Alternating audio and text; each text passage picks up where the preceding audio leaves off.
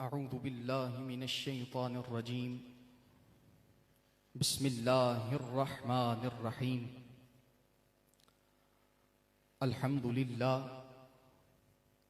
لله الذي زين النبيين بحبيبه المصطفى ومن على المؤمنين بنبيه المجتبى، والصلاة والسلام على سيدنا محمد الخير الورى وعلى آله وأصحابه المتأدبين بالتقوى.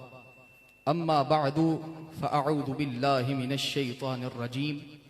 بسم الله الرحمن الرحيم. وما خلقت الجن والإنس إلا ليعبدون. صدق الله مولانا العظيم.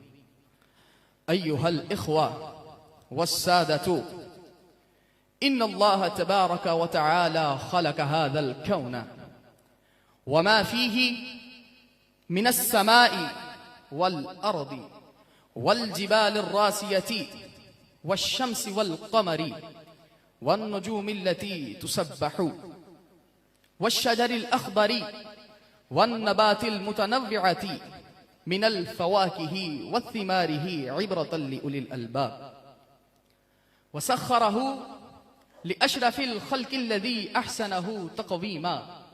لقد خلقنا الإنسان في أحسن تقويم، وكرمه ولقد كرمنا بني آدم وحملناهم في البر والبحر وجعلهم خلائف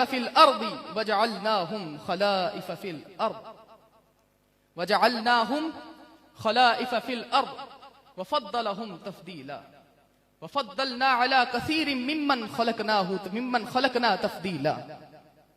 يا إخواني، لماذا فضل الله هذا الخلق الضعيف النحيف بهذه التفضيلات؟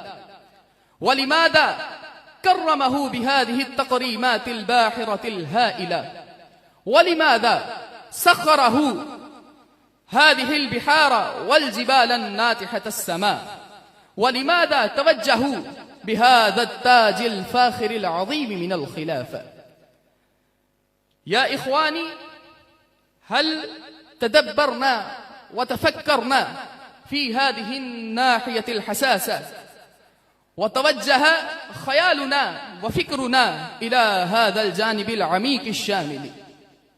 يا إخواني في الدين، إنه لم يبعث للعبادة والإذعان إلى الخلق وقدرته، بل إنه بعث لعبادة الواحد القهار الغفار. وما خلقت الجن والإنس إلا ليعبدون. إنه لم يخلق لأكل والشرب وجمع القناطر المقنطرة من الذهب والفضة والمحبة للشهوة من النساء والمريض. هذه كلها فتنة وبلاء مبين. إنما أموالكم وأولادكم فتنة. وقال يا أيها الذين آمنوا إن من أزواجكم وأولادكم عدو لكم فاحذروه. إنه خلق امتثالا لأوامر الله ونواهيه في الأرض.